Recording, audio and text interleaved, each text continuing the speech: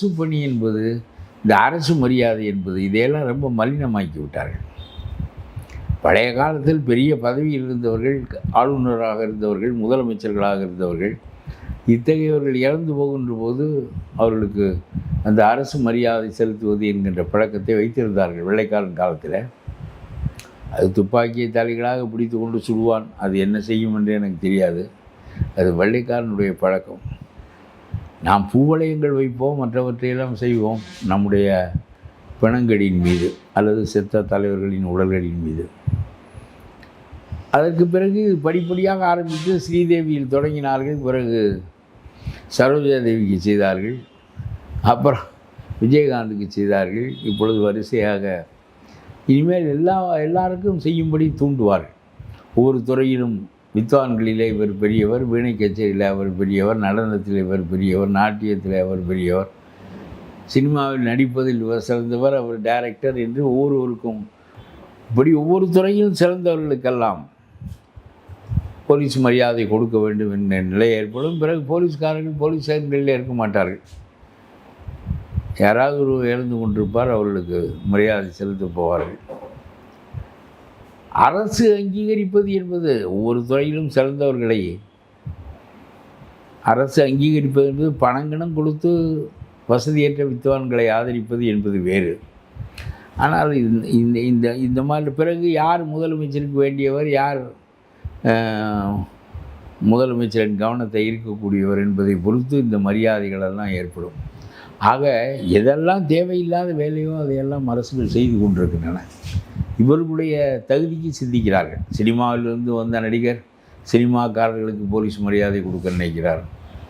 இப்படியே போய் கொண்டிருக்கிறது நாடு.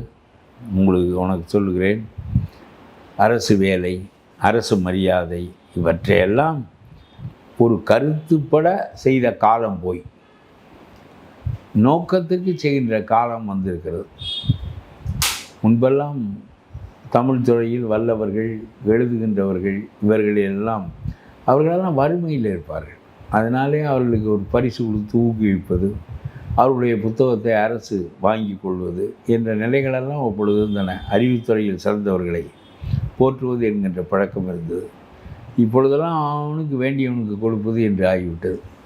பெரிய அறிஞர்கள் என்று நம்முடைய காலத்தில் ஒரு காலத்தில் இருந்தார்கள். அவ்வை துரைசாமி பிள்ளை இருந்தார், அவாசுப்பா மாணிக்கம், மு வரதராஜனார், பெரிய பெரிய மறைவு நடிகள், தேவனைய பாவாணர், இப்படி அந்த தலைமுறை பெரிய அறிவு தலைமுறையாக இருந்தது. இன்றைய தலைமுறை பொக்கை தலைமுறையாக இருக்கிறது. எழுதுகின்றவர்களில் எனக்கு தெரிய ஒரு ஜெயமோகன் வேண்டுமானால் பெரிதாக தெரிகிறாரே தவிர எல்லா துறைகளிலும் கற்றவராக இருக்கிறார்.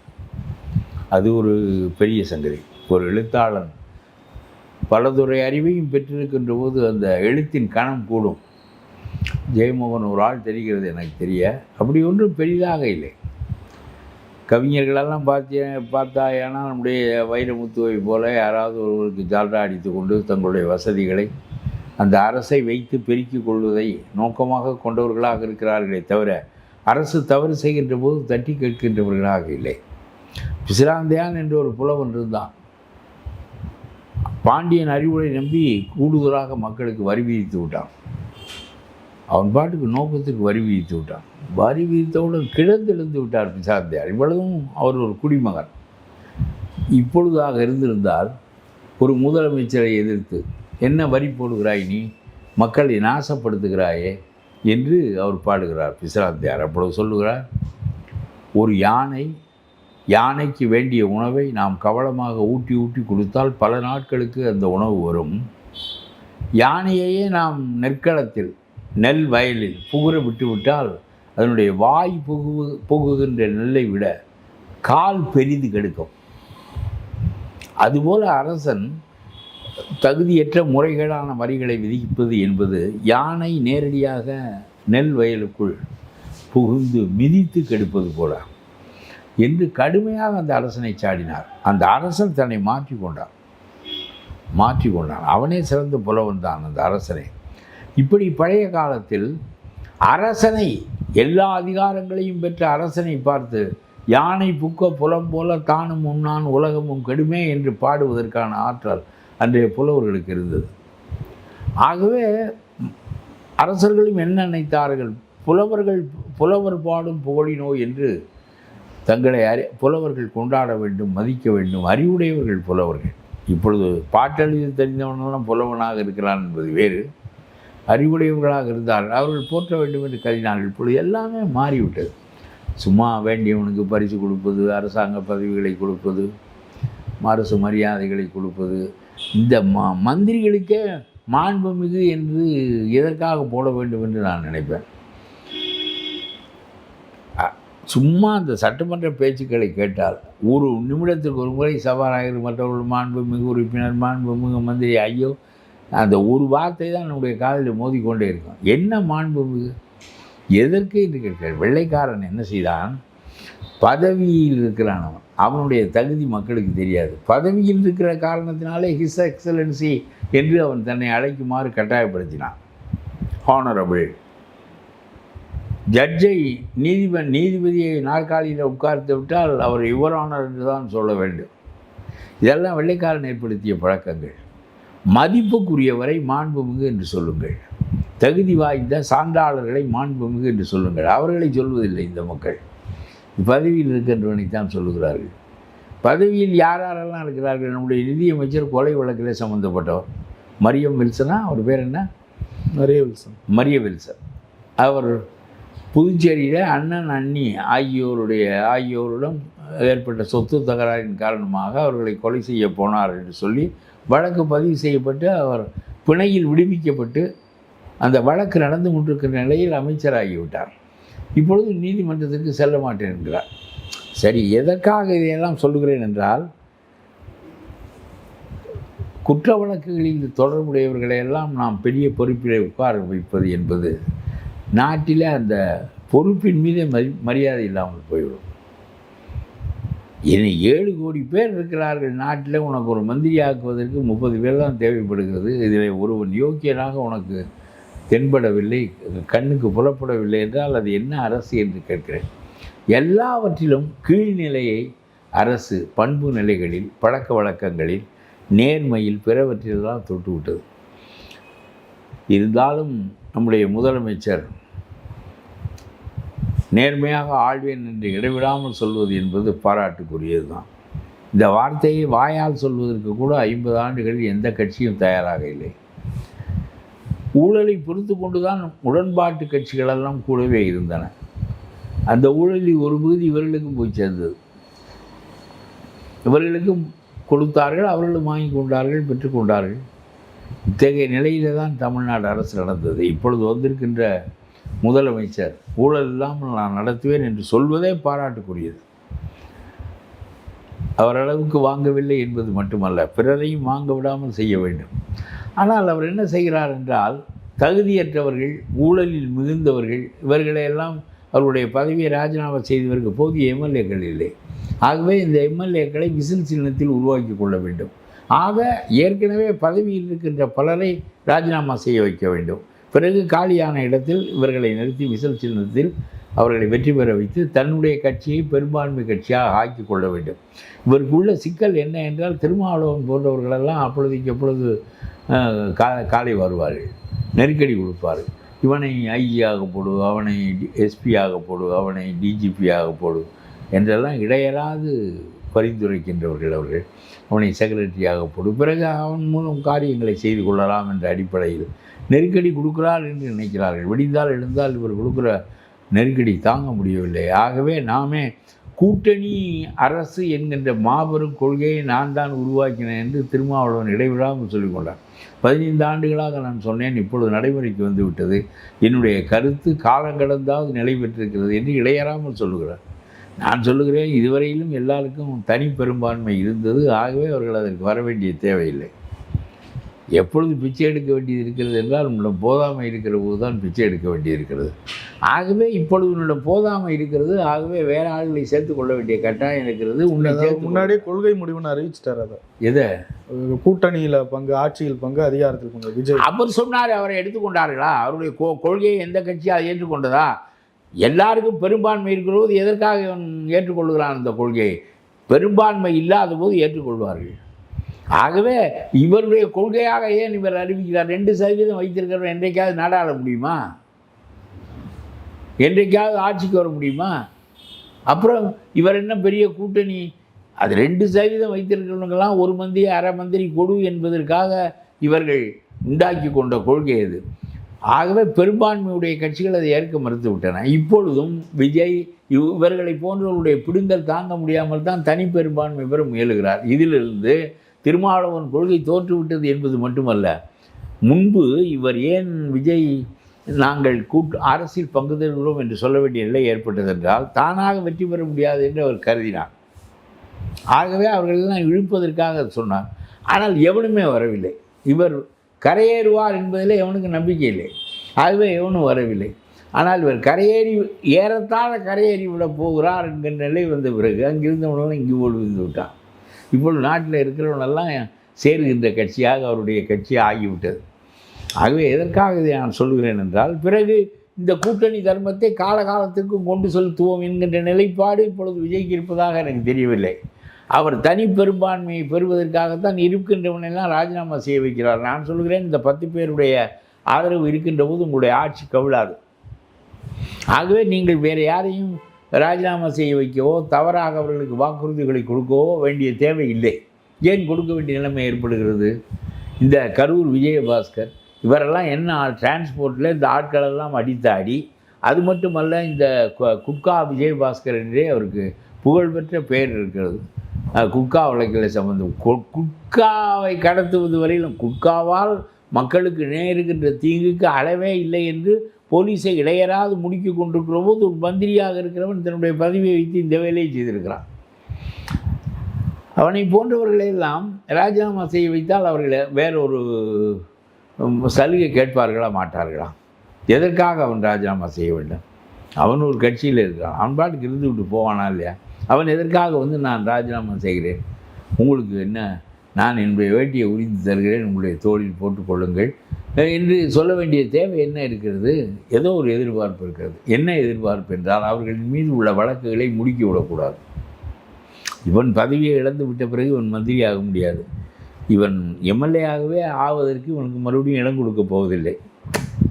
ஆகவே இத்தகைய நிலையில் அவர்கள் எதிர்பார்க்கின்ற சலுகை தங்களின் மீது உள்ள வழக்குகளை இந்த அரசு முடுக்கி விடாமல் அப்படியே ஆறப்போட்டால், இப்படியே 10-20 ஆண்டுகளுக்கு ஆறப்போட்டு தங்களுடைய வாழ்க்கையை கடத்தி விட்டு பிறகு அவர்கள் வெளியே போய்விடுவார்கள். வேலுமணி போன்றவர்கள் திமுக அரசுக்கே காசு கொடுத்து தங்களுடைய வழக்குகளை முடுக்கி விடாமல் பார்த்து கொண்டார்.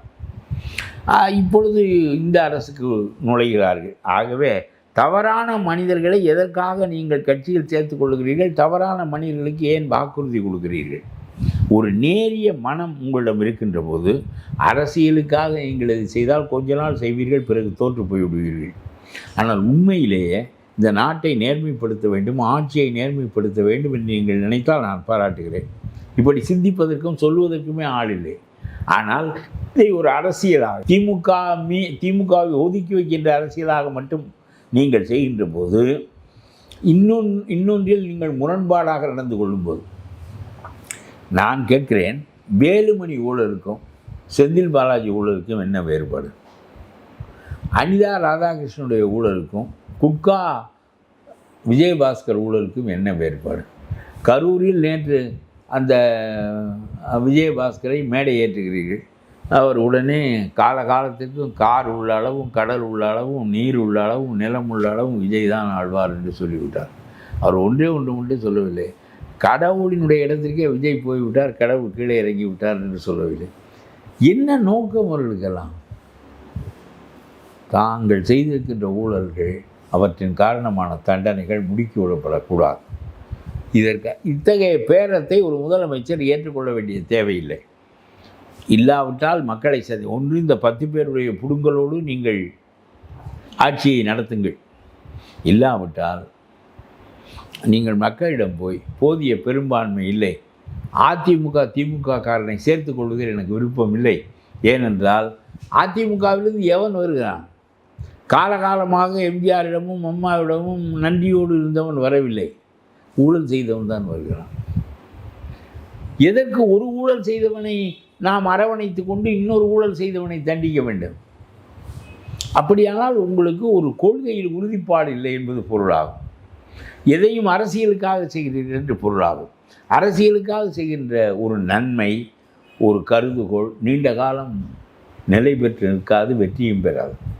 எனக்கு அதாவது நாங்கள் காசு வாங்க விட மாட்டோம், தொடவும் மாட்டோம், தொட்டவனை விடவும் மாட்டோம் என்று நீங்கள் சொல்லுகின்ற போதெல்லாம் எனக்கு மனம் புல்லரிக்கும்.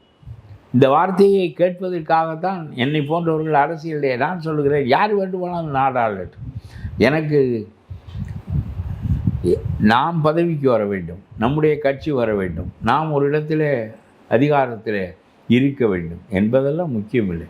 எது அதிகாரம்? அது ஒரு பொறுப்பு.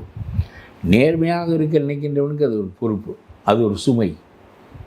இப்பொழுது திருவண்ணாமலை கோயிலில் நீ பக்தனாக இருந்து சாமியை கும்பிட்டு விட்டு வெளியே வருவதற்கு வசதி இருந்தால் அது நல்லதா, அல்லது தர்மகர்த்தா என்கின்ற பொறுப்பை வகிப்பது நல்லதா? தர்மகர்த்தா என்றால் 6 காலம் பூஜை நடக்கிறதா என்று பார்க்க வேண்டும், கோயில் நிர்வாகம் சரியாக நடக்கிறதா என்று பார்க்க வேண்டும். எத்தனையோ பொறுப்புகள் இருக்கும். நான் சொல்லுகிறேன், கோயில் தூய்மையாக இருந்து 6 கால பூஜையும் நடந்தால் நாம் விரும்பி சாமியை கும்பிட்டு விட்டு வெளியே வர வேண்டியதானே, எளிதான வேலை அல்லவா அது? இதற்கு தேவையில்லாத ஒரு சுமை. பொதுப்பணி ஆற்ற வேண்டும் என்ற விருப்பமுடையவன் அந்த பணியை ஏற்றுக்கொள்ளட்டும். நான் சொல்வது தெரிகிறதா? நாம் எல்லோரும் ஆட்சிக்கு போக வேண்டும் என்று கட்டாயம் இல்லை. ஆட்சி என்பது பெரும் பொறுப்பு. இங்கே ரொம்ப கேவலமாக அது போய்விட்டதே தவிர, இங்கிலாந்திலே ஒரு தலைமை அமைச்சர் இப்பொழுது ராஜினாமா செய்திருக்கிறார் லேபர் பார்ட்டியிலிருந்து. லேபர் பார்ட்டி அரசாங்கத்தினுடைய தலைமை அமைச்சர் அவர்.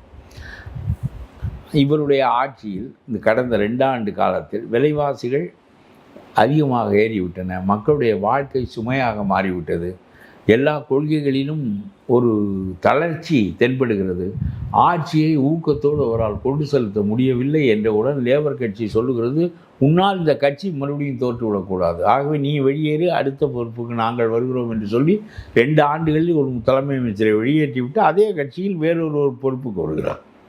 இப்பொழுது இவரால் சரி செய்து விட முடியும் என்கின்ற போது லேபர் கட்சி காப்பாற்றப்பட்டுவிடும். இங்கே அப்படி இல்லை. ஸ்டாலின் தவறு செய்தால், உதயநிதி தவறு செய்தால் திமுக தண்டிக்கப்படும். ஆனால் திமுகவில் இருக்கிற எல்லாருமே அயோக்கியனாக இருக்கிறான் என்பது வேறு, தொண்டனை தவிர. இந்த மந்திரியாக இருக்கின்றவனில் இவன் ஊழல் செய்யாத ஒருவனை கண்டறிவதே எளிதில்லை. ஆக தொண்டர்கள் அடிமட்டத்தில் கிடக்கிறார்களே தவிர. ஆக இதில் மொத்த கட்சியும் தவறு செய்கிறது. இல்லாவிட்டால் தலைவன் தவறு செய்வாரேயானால் இவ்வளவு லஞ்சம் வாங்குவதை பொறுத்து கொள்ள மாட்டார்கள் அவர்கள். அதே சமயத்தில் ஆட்சியில் இயலாமை வருகின்ற போது, ஆட்சியில் போதாமை இருக்கின்ற போது அந்த தலைமை அமைச்சரை வெளியேற்றுவதற்கான ஆற்றல் அங்கே எல்லாம் இருக்கிறது. அதுதான் ஜனநாயகம். இங்கே அப்படி இல்லை. அவன் தலைவன் கருணாநிதி என்றால் ஊழல் செய்வார், ஊழலோடு கருணாநிதியை ஏற்றுக்கொள்ள வேண்டும். இப்படித்தான் 50 ஆண்டுகளாக இந்த நாட்டிலே ஆட்சி நடந்தது. அதை மாற்ற இவர் நினைக்கிறார் என்பதை நான் பாராட்டுகிறேன். முரண்பாடு இல்லாமல் அதை செய்யுங்கள் என்று நான் சொல்லுகிறேன். உங்களுக்கு அதை சொல்லித் தருகின்ற ஆட்கள் எல்லாம் சுமாரான ஆட்கள், நெறிமுறைகளில் பழக்கப்படாதவர்கள், ஆழங்கால் பட்ட அறிவு இல்லாதவர்கள், சாதாரணமான மனிதர்கள். ஒரு சின்ன நன்மைக்காக ஒரு யானையே பலியிட வேண்டும் என்று சொல்லுகிறவர்கள் அவர்கள். அதனாலே தான் இந்த தவறுகளெல்லாம் நடக்கின்றன. மீண்டும் மீண்டும் சொல்லுகிறேன், வேலுமணி ஊழலுக்கும் குட்கா விஜயபாஸ்கர் ஊழலுக்கும் நம்முடைய செந்தில் பாலாஜி ஊழலுக்கும் வேறுபாடு இல்லை.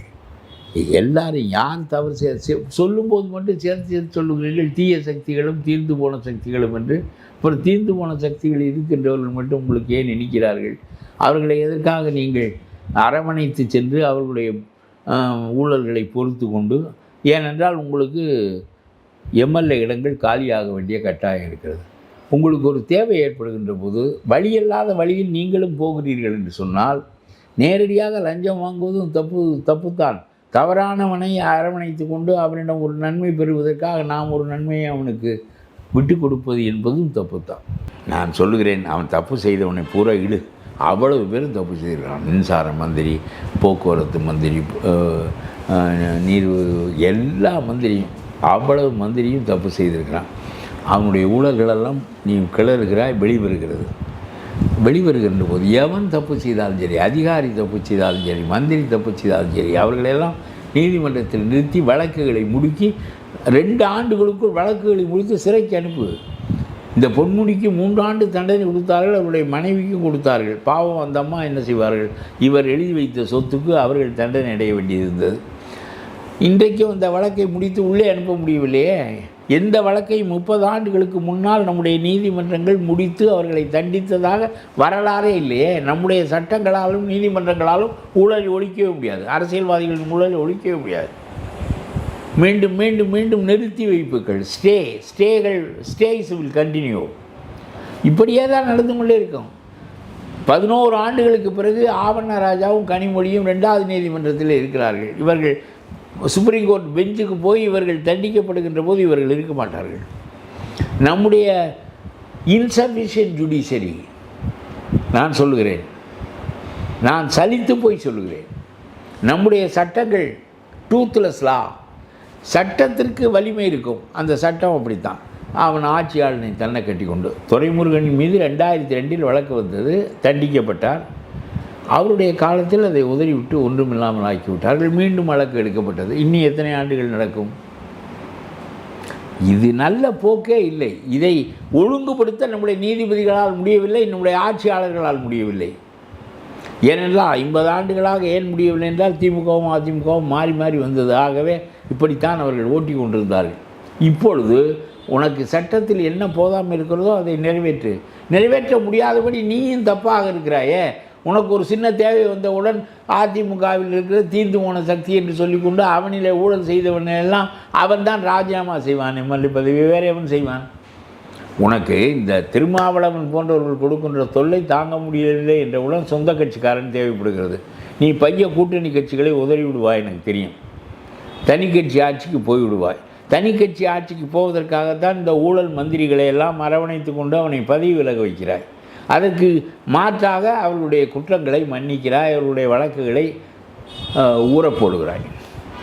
இது ஒரு நேரிய மனிதனுக்கு உள்ள கன்விக்ஷன் உள்ள ஒரு முதலமைச்சர் செய்கின்ற வேலையாக எனக்கு தெரியவில்லை. நாட்டினுடைய பொது ஒழுக்கம் இதனாலே தீரும். என்னை போன்றவர்கள் நீ ஆட்சிக்கு வந்த பிறகு செய்த மிகச்சரியான செயல் பரந்தூர் விமான நிலையம். சில பேர் அதை கடுமையாக விமர்சிக்கிறார்கள். அது எப்படி ஒரு விமான நிலையம் இல்லாமல் நாடு எப்படி? வேறு இடத்துல வை. சேலம் 8 வழி பாதையை நிறுத்தவில்லையா? நாம் நஞ்சை நிலங்களை அழித்து என்னடா 8 வழி பாதை போடுகிறாய் என்று நாம் நிறுத்தவில்லையா? தஞ்சாவூரை இதுபோல் இனிமேல் எந்த ஒரு காரியத்திற்காகவும் மினரல்கள் மற்றவை எடுப்பதற்காகவும் தோண்டக்கூடாது என்று நாம் சட்டம் செய்யவில்லையா? நஞ்சை நிலங்களை காப்பாற்றுவதற்காக. அதே மாதிரி 80 ஏரிகள் இருக்கின்றன, 4000 நஞ்சை நிலங்கள், 4000 ஏக்கர் நஞ்சை நிலங்கள் இருக்கின்றன. 28 கிராமங்களின் மக்கள் வீடுகளை கட்டி கொண்டு இங்கே வாழ்கிறார்கள். இவ்வளதையும் இடித்து தள்ளிவிட்டு என்ன விமான நிலையம் நீ கட்டுகிறாய்?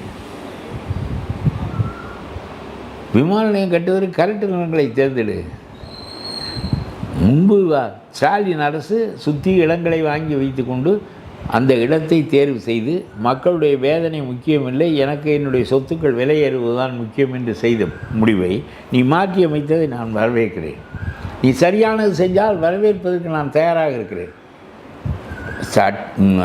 சொத்து பதிவு இடங்களில் இந்த ஊழலை ஒழிப்பதற்கு என்னென்னமோ செய்து கொண்டிருக்கிறாய் என்பது எனக்கு புரிகிறது. அது பாராட்டத்தக்கது.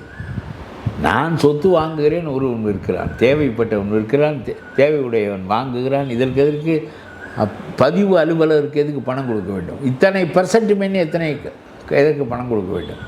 நீ என்ன செய்கிறாய்? அவன் விற்கிறான், நான் வாங்குகிறேன், பதிவு செய்வதற்கு தான் நீ இருக்கிறாய்.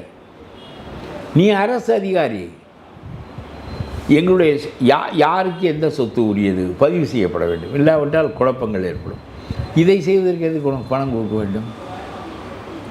நான் ஒரு இடம் வாங்குகிறேன், நான் ஒரு வீடு கட்டுகிறேன், இதற்கு சதுரடிக்கு 25 ரூபாய் உனக்கு எதிர்க்கு கொடுக்க வேண்டும். இதுவரையிலும் இந்த அரசுகளில் நடந்ததா இல்லையா? இப்பொழுது அந்த அரசு நடத்த விடவில்லை என்பது பாராட்டுக்குரியது தான் என்று நான் சொல்லுகிறேன். ஆகவே இதை எல்லாவற்றிலும் முரணில்லாமல் செய்ய உனக்கு மன ஊக்கம் இல்லையே ஏன் என்பதுதான் என்னுடைய கேள்வி. நீ செய்கின்ற காரியங்கள் சிலவற்றில் சரியாகவும் பலவற்றில் தவறாகவும் இருக்குமானால் கடைசியிலே மொத்தத்தில் ஒன்றுமில்லாமல் போய்விடும். மக்களுக்கு நம்பிக்கை ஏற்படாது, ஊழலும் ஒழியாது. நீ குட்கா விஜயபாஸ்கரையும் கரூர் விஜயபாஸ்கரையும் அணைத்து கொண்டு ஊழலை ஒழிக்கவே முடியாது. அப்படியானால் ஒழிப்பதில் நீ செலக்டிவாக இருக்கிறாய், தேர்வு செய்கிறாய். யாருடைய ஊழல் ஒழிக்கப்பட வேண்டும், யாருடைய ஊழல் காக்கப்பட வேண்டும் என்பதிலே யூ ஆர் செலக்டிவ். ஸோ அது நல்ல ஆட்சி இல்லை. என்று நான் சொல்கிறேன். நான் சொல்கிறேன், நீ எடுத்த முடிவை பாதி பேருக்கு செயல்படுத்துகிற போது மீதி பேருக்கும் செயல்படுத்து.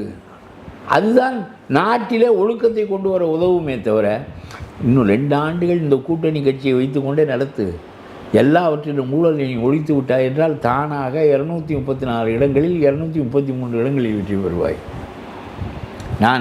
நீ நிலைக்க வேண்டும் என்பதற்காக நான் சொல்கிறேனே தவிர, நீ நிலை பெயர வேண்டும் என்பதற்காக நான் இதை சொல்லவில்லை.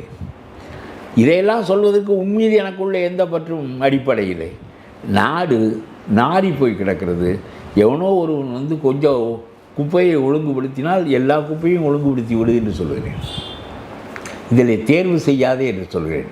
You should not be choosy. There should not be any choice at all. You should not be selective. அப்படி செய்வதன் மூலம் நாட்டினுடைய வரலாறு மாறும்.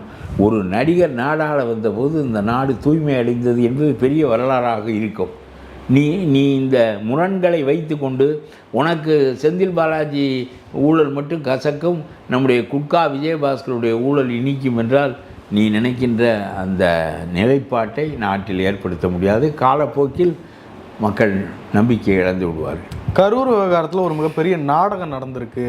பெரம்பலூரில் என்னை தடுத்த போலீஸ் இந்த கரூரில் என்னை தடுத்திருக்கலாம். அதெல்லாம் பழைய கதை. விஜய் அவர்கள் இன்னைக்கு அதை தான் பேசுகிறார். அவருக்கு நான் சொல்கிறேன், அவருடைய ஒரு போதாமை இருக்கிறது. There is insufficiency in his thinking. Police இப்பொழுது உன் கைக்கு வந்து விட்டது. இப்பொழுது போலீஸ் உன்னுடைய சொல்படி எல்லாம் கேட்கிறது. நடந்து முடிந்து விட்டது. அது சிபிஐ கையில் இருக்கிறது. அவர்கள் என்ன முடிவு சொல்லுகிறார்கள் என்பதை அப்புறம் பார்ப்போம். அந்த போலீஸ் அன்றைக்கு என்னை தடுத்து நிறுத்தியிருக்கலாம். திமுக காரனுக்கு இசைவாக இருந்து கொண்டு இப்பொழுது போலீஸ் உனக்கு இசைவாக இருக்கிறது. அப்பொழுது போலீஸ் திமுக காரனுக்கு இசைவாக இருந்தது. நீ உண்மையிலே சொல்லுகிறேன், நீ பெரிய சிந்தனையாளனாக நான் வரலாறு படைக்கக்கூடிய முதலமைச்சராக இருக்க வேண்டும் என்றால் போலீஸ் யாருக்கும் சார்பற்றவனாக ஆவதற்கு நீ சட்டம் செய்ய வேண்டும். போலீஸ்கள் எடுபடிகளாக நாய்களாக ஏவல் நாய்களாக இருக்கிறார்கள் எல்லா காலங்களிலும். இப்பொழுது உனக்கு இருக்கிறார்கள். திருச்சி சிவா மகனை நீ எதற்காக கொண்டு போய் உள்ளே வைத்தாய்? நான் கேட்கிறேன். அவர் என்ன சொல்லிவிட்டான்? நயினார் நாகேந்திரன் சொன்னதை தானே அவனும் சொன்னான். நயினார் நாகேந்திரன் அந்த காலத்திலே உன்னுடைய சொந்த வாழ்க்கையை பற்றி நயினார் நாகேந்திரன் தான் முதல்ல ஆரம்பித்து வைத்தார். அவர் பிடிச்ச உள்ளவை. இது என்ன பெரிய காரியம்? 1000 பேர் 1000 சொல்லுவான். பொறுத்து கொள்ள வேண்டாமா என்று கேட்கிறேன் நான். இந்த குண்டாஸ் ஆக்டை நீ தவறாக பயன்படுத்துகிறாய். திமுக காரன் சவுக்கு சங்கருக்கு என்ன செய்தானோ அதை நீ இப்பொழுது திருச்சி சிவா மகனுக்கு செய்கிறாய். நம்மை பற்றி பேசப்படுகின்ற அவதூறுகளில் உண்மை இல்லை என்றால் அது அவதூறாகுமே தவிர உண்மை இருந்தால் அது அவதூறு ஆகாது. நாம் தான் வாழ்க்கையை மாற்றிக்கொள்ள வேண்டும். நான் சொல்வது புரிகிறதா? நான் சொல்வது எவனுக்கும் புரியுமானால் நான் பேசுவது சிறந்தது, இல்லாவிட்டால் வீண் வேலை. நாம் ஒரு குற்றச்சாட்டு நம் மீது சொல்லப்பட்டால் அந்த குற்றத்திற்கு உரியவனா நாம் என்று நாம் நமக்குள்ளே சிந்தித்து பார்க்க வேண்டும். அந்த குற்றத்தை நீக்கிக் கொள்ள வேண்டும் நம்மிடம் இருந்தால். குற்றம் இல்லை என்றால் வீண்படி சுமத்துகிறான் என்றால் அந்த நாய் சூரியனை பார்த்து குறைக்கிறது என்று தள்ளிவிட்டு நீ போ. ஆகவே எனக்கு ஒன்றே ஒன்று மட்டும், ஊழல் இல்லாத ஆட்சி நடத்த வேண்டும் என்று அவர் சொல்வதை நான் பாராட்டுகிறேன். இதை ஓரளவுக்கு 20-30% நிறைவேற்ற தொடங்கிவிட்டா என்பது குறித்து நான் பாராட்டுகிறேன். ஆனால் ஊழல் செய்தவர்களில் பாகுபாடு வைத்துக் கொள்வதும், ஒரு பகுதியை அரவணைத்துக் கொள்வதும், ஒரு பகுதியை தண்டிப்பதும், இவனுடைய மூத்திரம் இனிக்கும் அவனுடைய மூத்திரம் உப்பு கரிக்கும் என்று பாகுபடுத்தி பேசுவதும் சரியானதல்ல. அவனுடைய மூத்திரம் உப்பு கரிக்கும். எல்லா ஊழலும் ஊழல் தான். குட்கா விஜயபாஸ்கரையும் செந்தில் பாலாஜியும் ஒரு தளத்தில் வைத்து ஆட்சி நடத்து. சும்மா அந்த குண்டாசை திருச்சி உன்னை பற்றி சொன்னான் என்று நான் சொல்லி உண்டு வாழ்க்கை முறையை மாற்றிக்கொள். இல்லாவிட்டால் அவதூறு பேசுகிறவனை பற்றி கவலைப்படாமல் நீ பாட்டுக்கு நடத்து. சும்மா அந்த குண்டாஸ் ஆக்டை எல்லாம் தேவையில்லாமல் அந்த சட்டத்தை நான் எடுத்து விடுவேன் என்று சொல். நீ சொல்லுகிறாயே ஊழல் இல்லாத ஆட்சி நான் நடத்துவேன் என்று சொல்கிறாயே, நான் குண்டாசை எடுத்துவிட்டு ஆட்சி நடத்துவேன் என்று சொல்ல உன்னால் ஏன் முடியவில்லை? இந்த தாழ்த்தப்பட்டவர்கள் புகார் கொடுத்தால் விசாரணையே இல்லாமல் குற்றம் சாட்டப்பட்டவனை சிறையில் வைக்கின்ற சட்டமெல்லாம் தேவையில்லாத சட்டங்கள். இத்தகைய சட்டங்களை எடுப்போம், ஆனால் நாங்கள் தாழ்த்தப்பட்ட மக்களுக்கு உறுதியாக பின்பலமாக இருப்போம் என்று சொல்ல உன்னால் ஏன் முடியவில்லை? இது தேவையில்லாத ஒரு தப்பான ஆள் பழி வாங்குவானா மாட்டானா என்று கேட்கிறேன். சட்டத்தை எவன் கையிலாவது கொடுத்து அவனுடைய தயவுக்கு மற்றவர்கள் காத்திருக்கின்ற நிலைமையை அரசியல் ஏற்படுத்தக்கூடாது. ஆக நீ இந்த நாட்டினுடைய உரிமைகளை காப்பாயா என்பதை என்னால் நம்ப முடியவில்லை. நீ ஊழலற்ற ஆட்சி நடத்துவதற்கு முயல்கிறாய் என்பதை நான் நம்புகிறேன். வலுவாக நீ செய்வதன் மூலம் அந்த ஒரு கொள்கையை நிறைவேற்றி தமிழ்நாடு மாறட்டும். நிறைய விஷயங்களை போய் ரொம்ப நன்றி.